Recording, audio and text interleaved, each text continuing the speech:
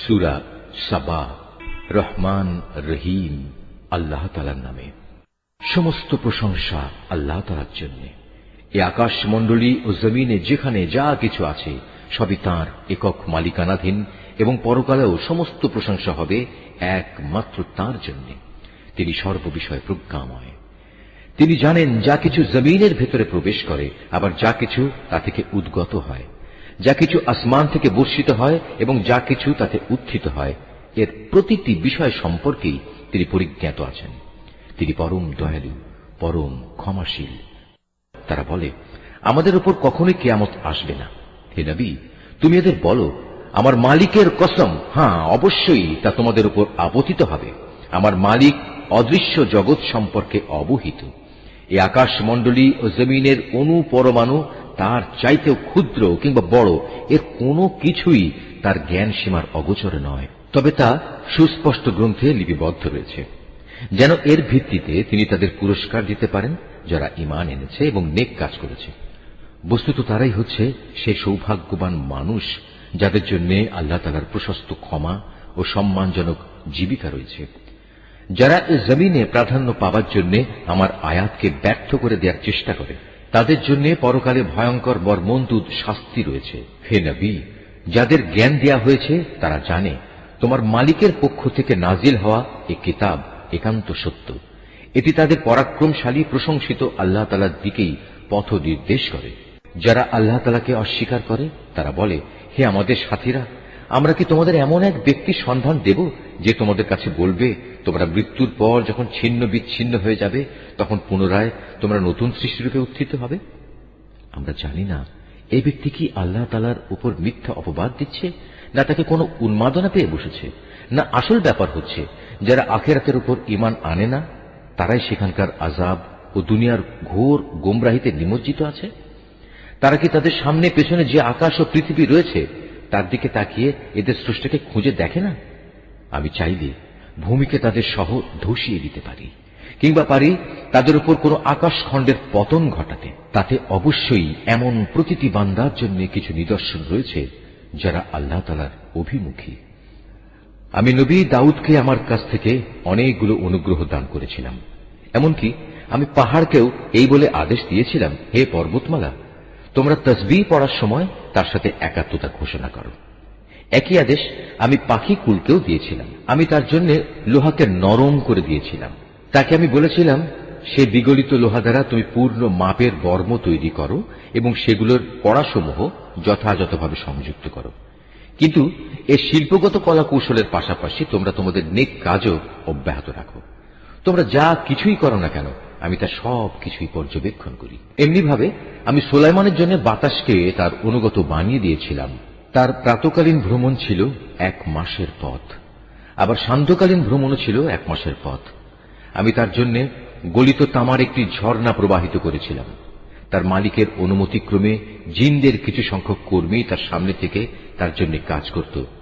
আমি বলেছিলাম, তাদের মধ্যে থেকে কেউ যদি আমার ও আমার নবীর আদেশ অমান্য করে তাহলে তাকে আমি জ্বলন্ত আগুনের শাস্তি আস্বাদন করাবো। সুলাইমান যা কিছু চাইত তারা জিনরা তার জন্য তাই করে দিত।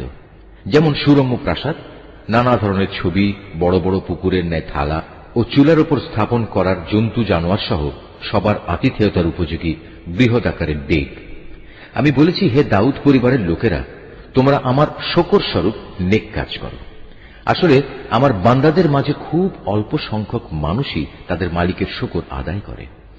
যখন আমি তার উপর মৃত্যুর আদেশ জারি করলাম তখন তাদের জিন কর্মী বাহিনীর কেউই বাইরের মানুষদের তার মৃত্যুর খবর কেউই দেখায়নি।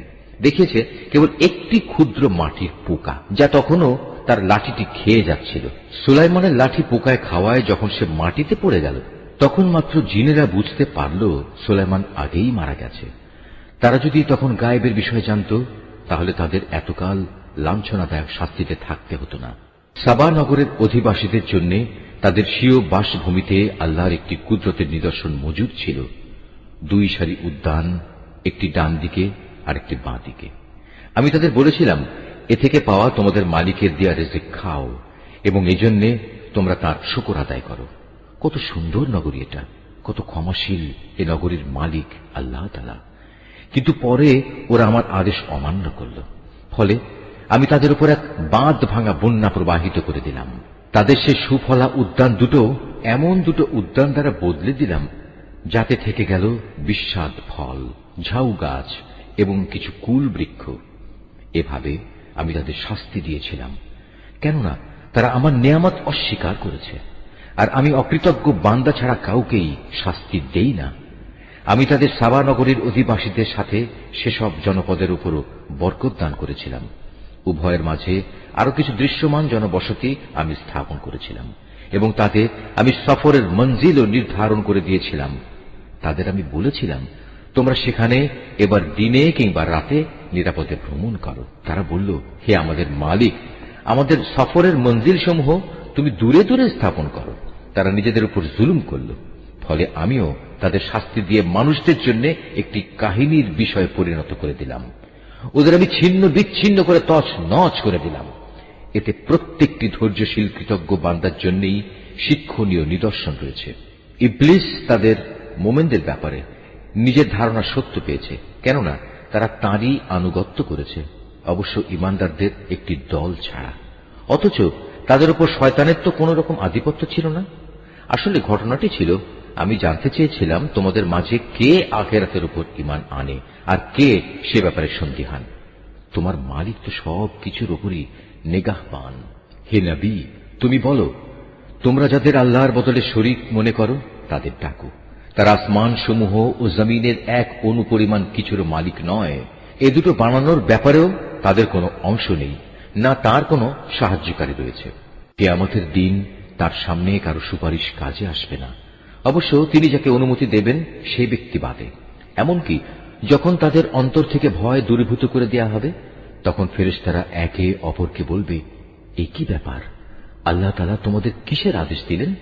সে বলবে, হ্যাঁ, তোমাদের মালিক আল্লাহ তাআলা সত্য বিষয়ের আদেশ দিয়েছেন, তিনি সমুচ্চ, তিনি মহান। হে নবী, তুমি জিজ্ঞেস করো, তোমরাই বলো, কে আছে তোমাদের আসমান সমূহ ও জমিন থেকে রিজিক সরবরাহ করে? তুমি বলো, আল্লাহ তাআলা। এখানে আমরা কিংবা তোমরা, হয় আমরা উভয় হেদায়েতের উপর আছি, না হয় উভয় সুস্পষ্ট গুমরাহির মধ্যে আছি। তুমি এদের আরো বলো, আমরা যে অপরাধ করেছি সে সম্পর্কে তোমাদের কিছুই জিজ্ঞেস করা হবে না। আবার তোমরা যা করে বেড়াচ্ছ সে ব্যাপারেও আমাদের কোনো জবাবদিহি করতে হবে না। এদের আরো বলো, কিয়ামতের দিন আমাদের মালিক আমাদের ও তোমাদের সবাইকে এক জায়গায় জড়ো করবেন। অতঃপর তিনি আমাদের মধ্যে হেদায়েত ও গুমরাহির যথার্থ ফয়সালা করে দেবেন, কেননা তিনিই হচ্ছেন শ্রেষ্ঠ বিচারক, প্রবল প্রজ্ঞাময়। হে নবী, তুমি আরো বলো, তোমরা আমাকে সেসব কিছু দেখাও যাদের তোমরা আল্লাহ তাআলার সাথে শরীক বানিয়ে তার সাথে মিলিয়ে রেখেছ। জেনে রেখো, তার কোনো শরীক নেই, তিনি পরাক্রমশালী, তিনি কুশলী। হে নবী, আমি তোমাকে সমগ্র মানব জাতির জন্য জান্নাতের সুসংবাদ দাতা ও জাহান্নামের সতর্ককারী রূপে পাঠিয়েছি, কিন্তু অধিকাংশ মানুষই তা জানে না। তারা বলে, হে মুসলমানরা, যদি তোমরা সত্যবাদী হও তাহলে বলো, তোমাদের এ ওয়াদা কবে বাস্তবায়িত হবে? হে নবী, তুমি এদের বলো, তোমাদের জন্য যে দিনের ওয়াদা করা হয়েছে তোমরা তার থেকে এক মুহূর্ত যেমনি পিছিয়ে থাকতে পারবে না, তেমনি তোমরা এক মুহূর্ত এগিয়েও আসতে পারবে না। কাফেররা বলে, আমরা কোনোদিনই এ কোরআনের উপর ঈমান আনব না এবং আগের কিতাবগুলোর উপরও ঈমান আনব না। হে নবী, সেই ভয়াবহ দৃশ্য যদি তুমি দেখতে পেতে, যখন জালেমদের তাদের মালিকের সামনে দাঁড় করানো হবে, তখন তারা একজন আরেকজনের উপর কথা চাপাতে থাকবে। যাদের পদানত করে রাখা হয়েছিল তারা এ প্রাধান্য বিস্তারকারীদের বলবে, যদি তোমরা সেদিন না থাকতে তাহলে অবশ্যই আমরা মোমেন থাকতাম। এ কথার জবাবে এ অহংকারী লোকেরা যাদের দাবিয়ে রাখা হয়েছিল তাদের বলবে, আমরা কি তোমাদের হেদায়েতের পথে না চলার জন্য বাধ্য করেছিলাম? বিশেষ করে যখন হেদায়েত তোমাদের কাছে পৌঁছে গিয়েছিল, আসলে তোমরা নিজেরাই ছিলে নাফরমান। যাদের পদানত করে রাখা হয়েছিল, এবার তারা অহংকারী নেতাদের বলবে, জবরদস্তি না হলেও তোমাদের রাত দিনের চক্রান্ত নাফরমানি করতে আমাদের বাধ্য করেছিল। বিশেষ করে যখন তোমরা আমাদের আদেশ দিতে যেন আমরা আল্লাহ তাআলাকে অস্বীকার করি এবং অন্যদের তার সমকক্ষ দাঁড় করাই। এভাবে একে অপরকে অভিযুক্ত করতে করতে যখন তারা তাদের চোখের সামনেই আযাব দেখতে পাবে, তখন তারা মনে মনে ভীষণ অনুতাপ করতে থাকবে। সেদিন যারা অস্বীকার করেছে আমি তাদের গলদেশে শেকল পরিয়ে দেব। তুমিই বলো, স্বীয়কৃত কর্মের জন্য এদের এর চাইতে ভালো কোনো বিনিময় কি দেওয়া যেত? কখনো এমন হয়নি। আমি কোন জনপদে জাহান্নামে সতর্ককারী রূপে কোন নবী পাঠিয়েছি, অথচ তাদের বিত্তশালী লোকেরা একথা বলেনি তোমাদের যে পয়গাম দিয়ে পাঠানো হয়েছে আমরা তা অস্বীকার করি। তারা আরো বলেছে, আমরা এ দুনিয়ায় ধনে জনে তোমাদের চাইতে সমৃদ্ধশালী এবং পরকালে আমাদের কখনই আযাব দেয়া হবে না। হে নবী, তুমি বলো, আমার মালিক যাকে ইচ্ছা করেন তার রিজিক প্রশস্ত করে দেন, যাকে ইচ্ছা সংকুচিত করে দেন, কিন্তু অধিকাংশ মানুষই এটা বোঝে না। হে মানুষ, তোমাদের ধন সম্পদ, তোমাদের সন্তান সন্ততি এমন কোনো বিষয় নয় যে এগুলো তোমাদের আমার নৈকট্য লাভ করতে সহায়ক হবে। তবে যে ব্যক্তি ঈমান এনেছে এবং সে অনুযায়ী নেক কাজ করেছে, সে এ নৈকট্য লাভ করতে পারবে। এ ধরনের লোকদের জন্যই কিয়ামতে দ্বিগুণ পুরস্কারের ব্যবস্থা রয়েছে। তারা জান্নাতের সুরম্য বালাখানায় নিরাপদে অবস্থান করবে, কেননা তারা নেক আমল করেছে। যারা আমার আয়াতকে নানা কৌশলে ব্যর্থ করে দিতে চেয়েছে তারা হামেশাই আযাবে পড়ে থাকবে। হে নবী, তুমি বলো, আমার মালিক তার বান্দাদের মাঝে যার প্রতি ইচ্ছা করেন তার রিজিক বাড়িয়ে দেন, আবার যার প্রতি ইচ্ছা তার জন্য তা সংকুচিত করে দেন। তোমরা যা কিছু আল্লাহর পথে খরচ করবে তিনি তোমাদের অবশ্যই তার প্রতিদান দেবেন, কেননা তিনিই হচ্ছেন সর্বোত্তম রিজিক দাতা।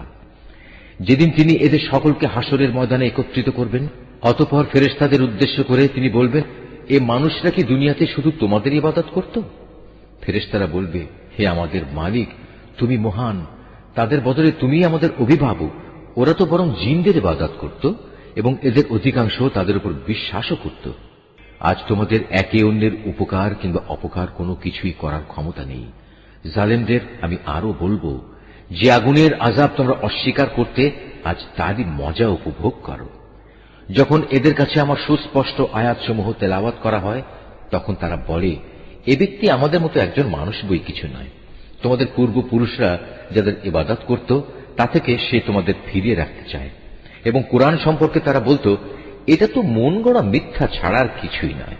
আর এই কাফেরদের কাছে যখনই কোনো সত্য এসে হাজির হয় তখনই তারা বলে, এ হচ্ছে এক সুস্পষ্ট জাদু। অথচ আমি এদের কখনো কোনো আসমানি কিতাব দেইনি যা তারা পড়তে পড়াতে পারে, না আমি তোমার আগে এদের জন্য অন্য কোনো সতর্ককারী পাঠিয়েছি। এদের আগের লোকেরাও নবীদের মিথ্যা প্রতিপন্ন করেছিল, অথচ আমি তাদের যা কিছু দান করেছিলাম তার 1/10 পর্যন্ত এরা পৌঁছাতে পারেনি।